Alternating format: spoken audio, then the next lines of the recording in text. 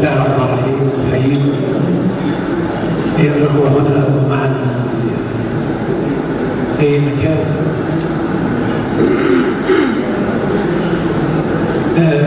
عندما نحيي هذا اليوم الحزين في تاريخ أمتنا وهو ذكرى وفاة قائد هذه الأمة الذي أحيا فيها الروح وخلق هذا وكان صوتنا في كل الوطن العربي يمثل الكبرياء الحدي ويسعى لوحدتها وسقط على درب الأجداد الذين قاموا بالاستعمار. كان ينبغي أن هذه الأمة عندما تنتصر على الاستعمار لا تتوقف في الطريق وإنما تنتهي. أيضا هذا اليوم حزين لأن هذا اليوم الذي تم فيه الانتصار بين الجمهورية العربية المتحدة عندما انفصلت كان بداية الأمن حقق وتآمروا عليه وحصلت هذه الانتكاسة وكم آلمنا هذا اليوم. وأتذكر تماما عندما خرجنا في ليبيا وفي كل وطن عربي مظاهرات عالمة ضد هذا الانفصال وكنا تحت نظام ملكي لم نكن ثورة قامت بعد، بل قد يكون هذا اليوم أحد الأيام محفزة لشهيد القذافي بأن يبدأ في رص الصفوف وبناء اللبنة الأولى لثورة الفاتحة. ولعل ما حدث في 67 كان الحافز الأكبر الذي أكد شباب ليبيا بأنهم هذا اليوم لن يمر ولابد من الثأر بالأمة. ولذا قال ثورة الفاتحة في سبتمبر التي قادها القذافي 1969 وطردت القواعد وطردت الطغيان وبدأنا في الجحفة مع مصر بعد أن كانت تفصل من ليبيا في 56 و 67 تحولت العمق استراتيجي لكي تدافع عن الأمة. وحاولنا عبر سنوات أن نقيم الوحدة مع مصر ومع سوريا، بل وأقمنا عجل الموت أخذ منا قائدنا فرغم ذلك استمر هذه العروض. فالمبادئ لا تكن، ولعلني لا أبذل سرا إذا قلت لكم أن جمهورية أن الاتحاد الجمهوريات العربية بين ليبيا ومصر وسوريا قائم حتى هذه الساعة. لأن هذا الاتحاد عندما أسسناه كان باستفتاء جماهيري، وعندما كنا نضع الأسس أتذكر أن الأخ معمر طلب من الرئيس السادات بأن لا يتم فك هذا الارتباط إلا باستفتاء جماهيري.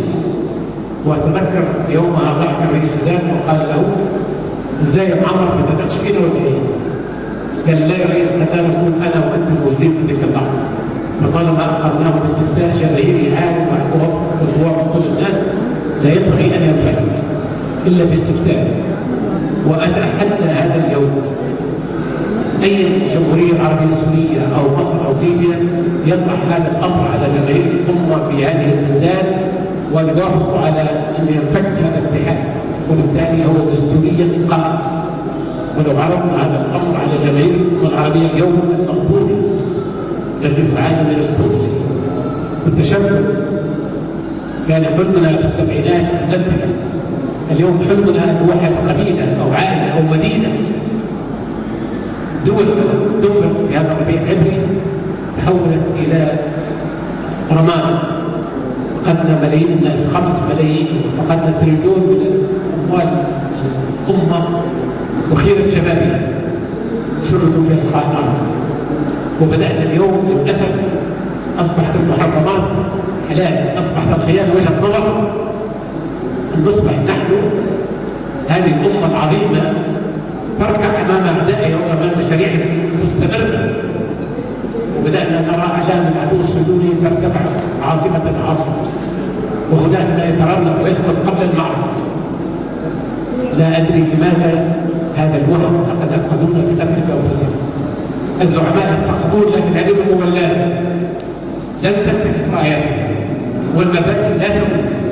وعندما نزور قبر عبد الناصر لا نزور قبرا إلا مؤكد بأن نحن المبادئ لا تموت. وأن هذه الأمة باقية ستبقى بإذن الله، وفيها من الرجال والنساء لا يستطيع في هذا الزمن الأغرب أن نعيد لها كبريائها وكرامتها. لقد كنا أمة عظيمة استولينا على جنوب أوروبا ودول كل الجسور تحدث، واليوم أصبحنا ننقل من أطرافنا، من الطلب إلى اسكندرونة إلى الجزر المغربية يعني هذا الوهن لا مبرر له. هذه الأمة فيها من الإمكانيات العسكرية والاستراتيجية ما يجعلها يكون لها مكان يليق بها في هذا العصر.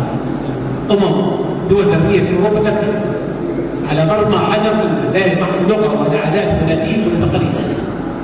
رصت صفوفها وبنت الأوروفورس وبنت القوى الاقتصادية الهائلة، واصبحت تهدد على يعني شيء مخجل. نحن العرب على الاقل في شمال افريقيا لا نستطيع نواجه هؤلاء لا اقتصاديا ولا عسكريا، التابعين شيء مهين ومخيف ايضا. هؤلاء يريدون ان يتحدوا رغم لا يجمعهم دين ولا لغات ولا عادات ولا تقاليد، وهم على مرمى حجر. ولعل الغزو العاشره او الحادية عشر هي اللي تمت في 2011 على ليبيا من حلم اقصى.